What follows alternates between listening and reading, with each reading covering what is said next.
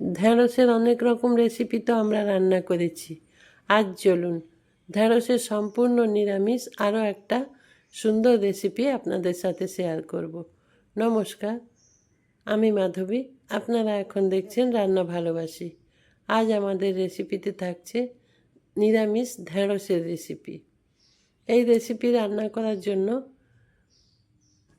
500 গ্রাম পরিমাণে এখানে ঢ্যাঁড়স নিয়েছি, একদম ফ্রেশ ঢ্যাঁড়স। ধুয়ে পরিষ্কার করে জলটা শুকিয়ে নেবেন। তারপর ঢ্যাঁড়সগুলো এইভাবে ছোট ছোট করে কেটে নিতে হবে। প্রত্যেকটা ঢ্যাঁড়সের এই যে সামনের অংশ আর পেছনের অংশ কেটে দেবেন, কেটে বাদ দিয়ে দেবেন। তারপর এইভাবে ছোট ছোট করে কেটে নেবেন।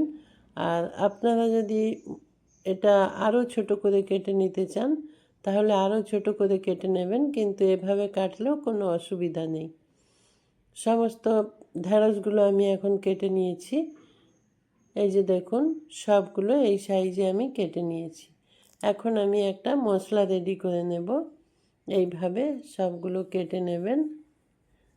এই যে, হ্যাঁ, চলুন এখন আমরা একটা মশলা রেডি করে নেব। তার জন্য মিক্সিং জার নিয়ে নেব, আর এই মিক্সিং জারে সমস্ত মশলাগুলো নিয়ে নেব। এখন নিয়ে নিচ্ছি পোস্ত।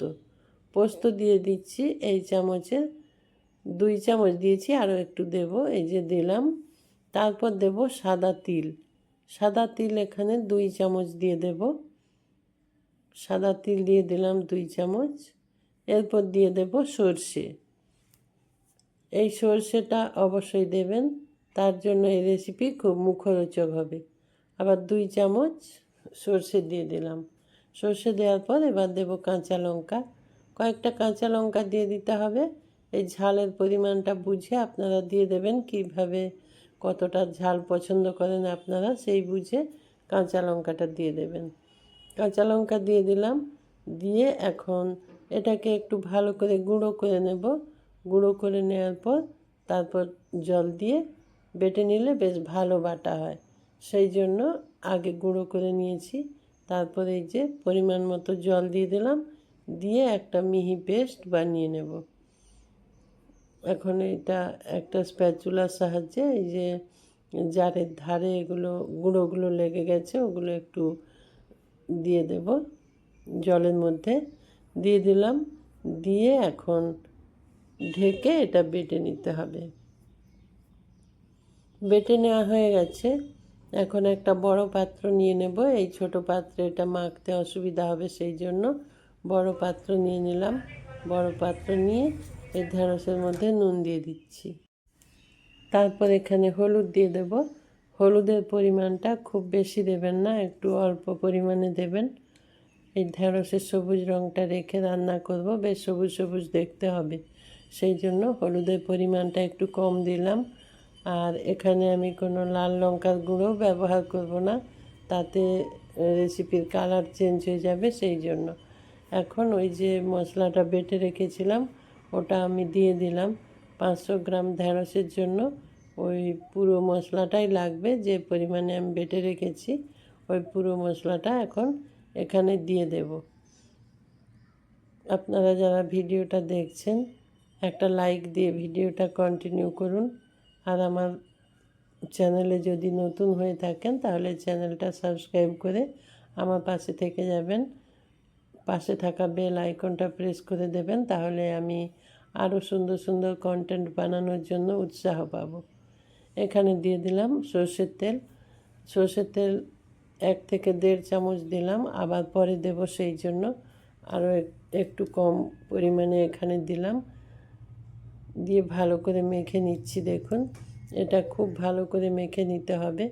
ঢ্যাঁড়সের প্রত্যেকটা টুকরোর মধ্যে যেন নুন আর মশলা ভালো করে মিশে যায়, সেরকমভাবে একটু সময় নিয়ে এটা মেখে নিতে হবে।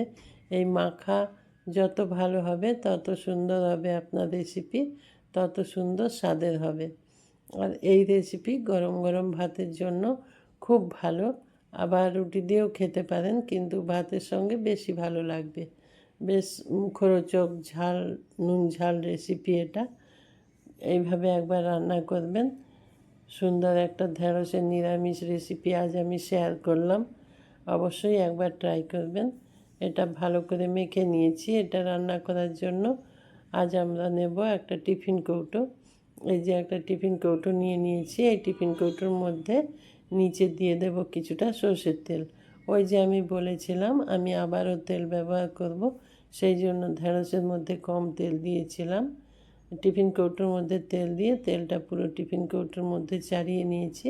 তারপর ওই ঢ্যাঁড়সের টুকরোগুলো, মশলা মাখা ঢ্যাঁড়সের টুকরো অবশ্যই, ওটা দিয়ে দিলাম টিফিন কৌটোর মধ্যে। এখন ওই যেই পাত্রে মেখে নিয়েছিলাম ওই পাত্রটা ধুয়ে অল্প পরিমাণে জল দেব।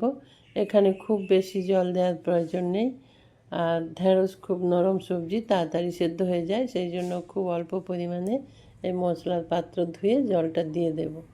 জল দেওয়ার পর এখানে দিয়ে দিতে হবে সর্ষের তেল। ওপর থেকে কিছুটা সর্ষের তেল দিয়ে দিতে হবে। এটা ভালো করে এইভাবে চাড়িয়ে দেবেন, কারণ ঢাকনা ঢেকে দিতে হবে। এইভাবে দেখুন সুন্দর করে চাড়িয়ে নেবেন। তারপর এখানে দিয়ে দেব সর্ষের তেল।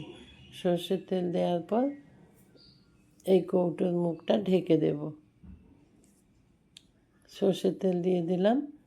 ওপর থেকে অবশ্যই এই তেলটা দিয়ে দেবেন। এখানে আরও একটু বেশি পরিমাণে দিতে পারেন, কিন্তু আমি যেহেতু প্রথমে তেল দিয়েছি আবার টিফিন কৌটোর মধ্যে দিয়েছি, সেই জন্য ওপর থেকে খুব বেশি তেল দিলাম না, একটু কম তেলেই এটা রান্না করব। তেল দিয়ে দিয়েছি। এখন টিফিন কৌটোর মুখটা আটকে দিতে হবে ঢাকনা দিয়ে। আটকে দিয়ে তারপর আমরা নিয়ে নেব একটা প্রেসার কুকার। এটা কড়াইয়ের মধ্যে জল দিয়ে তার মধ্যেও রান্না করতে পারেন, কিন্তু আমি আজ প্রেসার কুকারে রান্না করব। ওপর থেকে কয়েকটা কাঁচা পাকা লঙ্কা দিয়ে দিয়েছি, আপনারা দেখেছেন। এখন প্রেসার কুকারের মধ্যে দেখুন এই যে জল নিয়েছি, জলের ওপর এরকম একটা স্ট্যান্ড নিয়ে নেব। তারপর ওই স্ট্যান্ডের ওপর টিফিন কৌটোটা বসিয়ে প্রেসার কুকারের ঢাকনা লাগিয়ে দেব। লাগিয়ে দেওয়ার পর এখানে বেশ কয়েকটা সিটি দিতে হবে। 5 থেকে 6টা সিটি দিয়ে দেব আমরা। এখন প্রেসার কুকারের ঢাকনাটা লাগিয়ে দিচ্ছি। আপনারা যারা আমার ভিডিওটা দেখছেন, যদি ভালো লেগে থাকে লাইক, কমেন্ট আর বন্ধুদের সাথে শেয়ার করবেন। ঢেকে দিলাম প্রেসার কুকারের ঢাকনা। এখন ওটা সিটি পড়ে যাওয়া পর্যন্ত অপেক্ষা করব।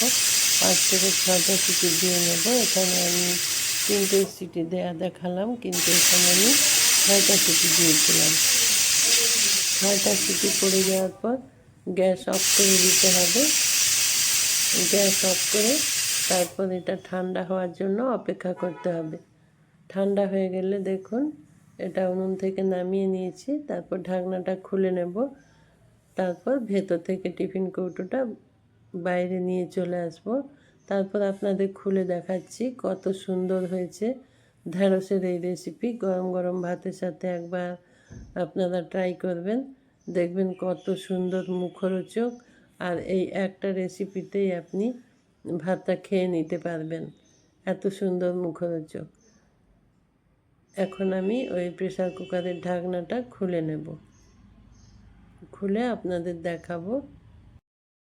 রেডি হয়ে গেছে ঢ্যাঁড়স ভাপা রেসিপি, একদম মুখরোচক ঢ্যাঁড়স ভাপা রেসিপি।